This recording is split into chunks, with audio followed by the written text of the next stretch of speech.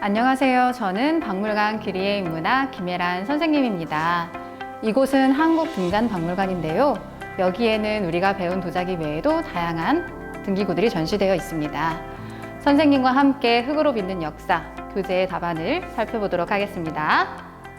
흙으로 빚은 역사 교육은 총 3회에 걸쳐 진행되는 연속형 프로그램입니다. 여러분이 받은 교재에는 1, 2, 3회 교육의 내용이 한 권에 모두 포함되어 있답니다. 1페이지를 살펴볼까요? 1페이지 목차를 보면 각 1회, 2회, 3회의 내용이 몇 페이지부터 시작되는지 표기되어 있어요. 선생님과 함께 스티커로 회차별 분류를 해볼게요. 3페이지 오른쪽 상단에 스티커 부착이 보이나요? 스티커를 뜯어 1회차 글자가 왼쪽으로 가도록 자리에 붙여주세요. 15페이지와 23페이지도 2회차, 3회차 스티커를 붙여주세요. 짠! 스티커를 모두 붙였더니 회차별로 구분되어 훨씬 찾기가 편해졌어요. 자, 이제 선생님과 함께 순서대로 답안을 살펴보도록 하겠습니다. 1회차 한 줌의 흙이 땡땡이 되기까지. 교재 4쪽의 사각 박스를 볼까요? 우리가 밥과 국을 먹으며 식사할 때 사용하는 그릇은 주로 도자기죠. 우리가 사용하는 그릇이 도자기가 많은 이유가 무엇일까요? 금속이나 철은 오래 사용하면 녹이 슬고 나무는 쉽게 손상되거나 불에 타 훼손되지요. 그래서 자연에서 쉽게 구할 수 있는 흙을 구워 도자기 그릇을 만들었답니다. 도자기는 높은 온도에 구우면 단단해져 오래 사용할 수 있어 많이 사용되었어요. 교재 5쪽을 보도록 하겠습니다. 인간이 만든 최초의 그릇은 바로 톡이에요.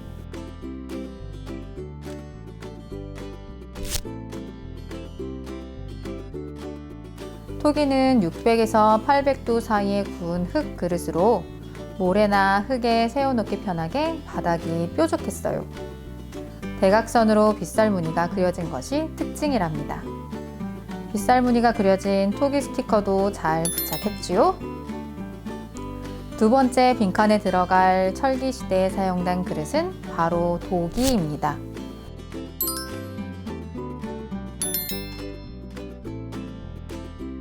도기는 천도에서 구워져 토기보다 더 단단했어요.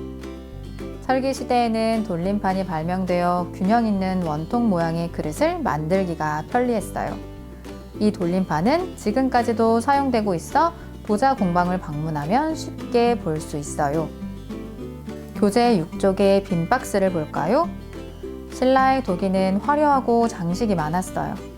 또한 다양한 토우가 있는 것이 특징이죠. 토우는 사슴 모양 이외에도 사람과 동물을 닮은 모양이 있답니다.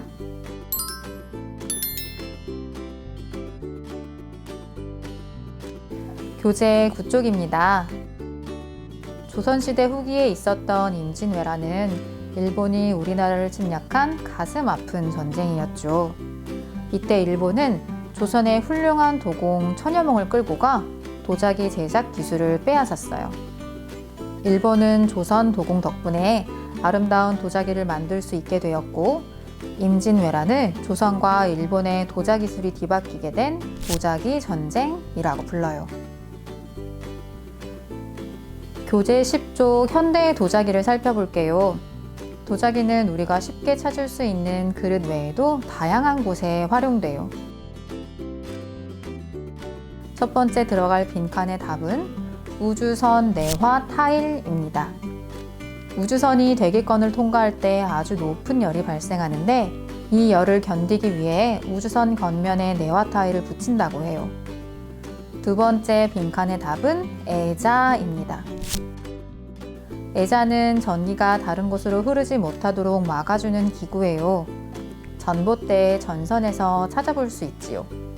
눈, 비가 오고 바람이 불어도 외부로 전기가 흐르지 않도록 도자기로 제작된답니다. 세 번째 빈칸의 답은 인공뼈예요.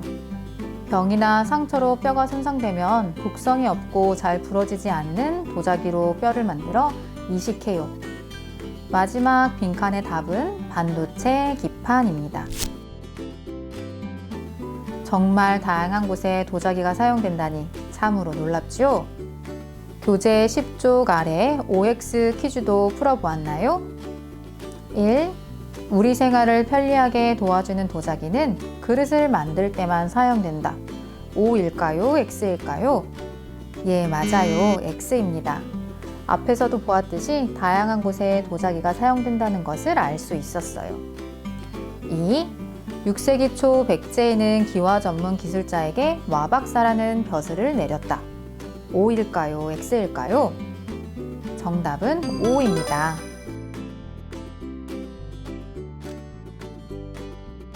기와는 지붕을 덮기 위해 점토를 틀에 넣어 구워 만든 것이에요. 백제에는 아름다운 무늬를 새긴 기와가 많았고, 이런 기와를 만드는 전문 기술자에게 와박사라는 관직을 내렸다고 합니다.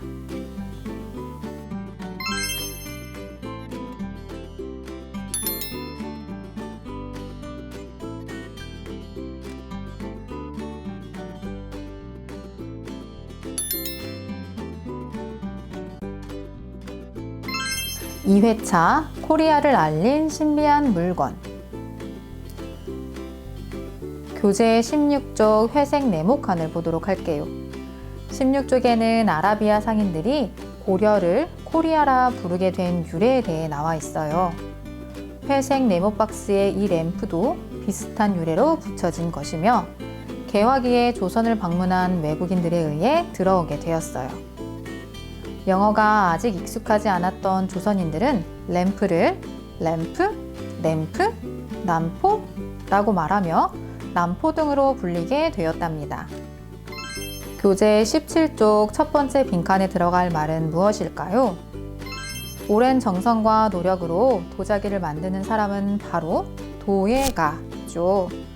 도예가는 생활에 필요한 그릇이나 예술품을 도자기로 만드는 일을 한답니다. 두 번째 빈칸에 들어갈 알맞은 말은 다방이에요. 차의 쓰임새가 많아지고 널리 퍼져나가자 차에 관한 일을 맡아 하는 관청이 생겨났다고 해요. 차 문화에 관심이 많고 좋아했음을 알 수 있어요. 교재 18쪽, 19쪽의 유물들을 차례로 보도록 할게요. 첫 번째 유물은 청자, 상감, 국화문 베개예요. 이름처럼 베개로 사용되었던 생활 민소품입니다. 지금의 부드럽고 폭신한 베개와는 많이 다르죠? 이 도자기 베개는 실생활에서 사용되며 장식적인 용도로 쓰였어요. 두 번째 푸른색 도자기는 우리나라의 청자를 흉내낸 것으로 북한과 닿아 있는 중국에서 만들어진 도자기입니다. 세 번째 유물은 어떻게 만들어진 걸까요? 가운데 부분을 자세히 살펴보면 이음새가 있는 걸 볼 수 있어요. 위와 아래를 각각 만들어 이어붙인 도자기랍니다. 다음으로 오른쪽 위의 유물을 살펴볼게요.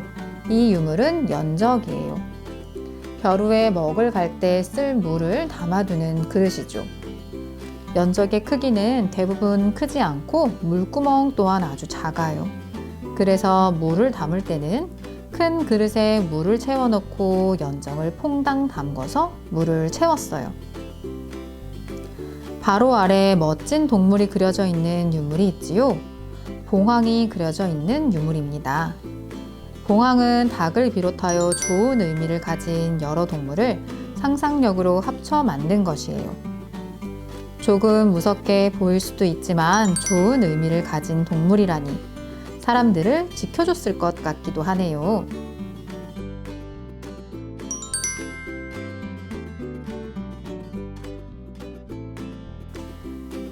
영상에서 보는 것처럼 이 진열장에는 다양한 무늬의 유물이 있어요. 그중 세 문양은 봉황을 포함해 모두 8마리가 그려져 있어요.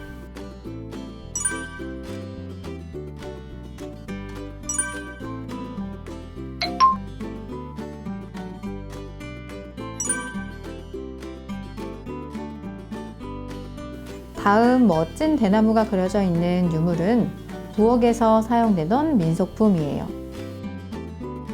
물을 넣는 곳과 물을 따르는 곳이 따로 있어 입구가 2개랍니다. 물 이외에 식초를 담아 사용하기도 했다네요. 마지막 유물의 이름은 분청자라형 병이에요. 어떤 동물을 닮았나요? 물구멍이 조금 더 길게 나와 있어 자라와 비슷해 보이네요.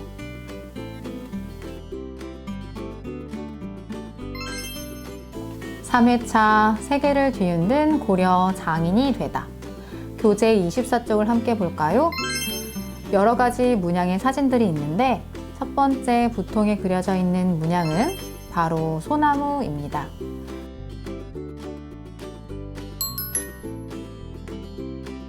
두 번째 문양은 쉽게 찾을 수 있었죠? 맞아요. 바로 나비 문양이에요.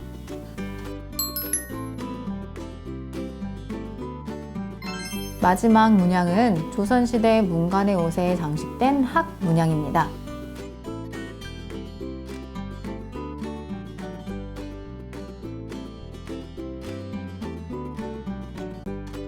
모두 잘 찾았을 것 같아요.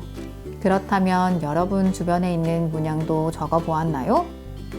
선생님은 공책에 예쁘게 그려진 꽃 문양을 찾아보았답니다. 교재 25쪽 유물 속 문양 이야기를 살펴볼게요. 불교를 상징하고 깨끗함과 신성함을 표현하는 꽃은 바로 연꽃입니다.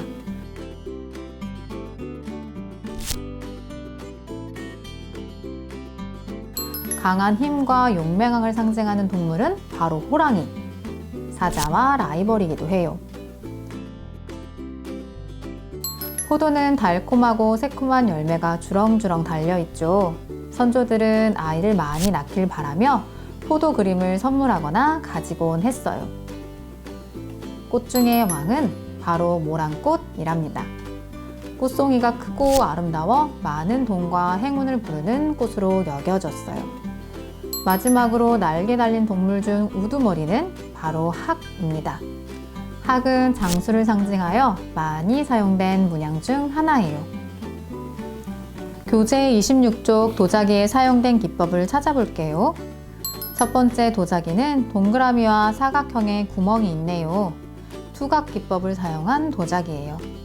도자기를 깊게 파내어 여러 모양의 구멍을 낸 것이랍니다.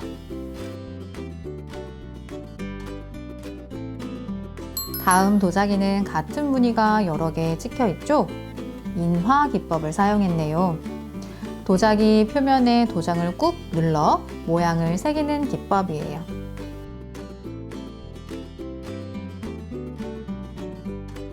세 번째 도자기는 문양이 진하고 선명해요. 바로 철화 기법이에요. 철이 많은 안료로 그림을 그려 진한 갈색의 무늬가 완성되었어요. 다음 도자기는 흰색 무늬와 배경이 대비를 이루고 있어요.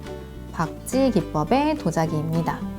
도자기 전체에 백토를 바르고 무늬 이외의 배경을 긁어 표현한 것이랍니다. 마지막 도자기는 은각 기법을 활용했어요. 날카로운 도구로 홈을 내고 도자기 표면에 무늬를 그리는 기술입니다.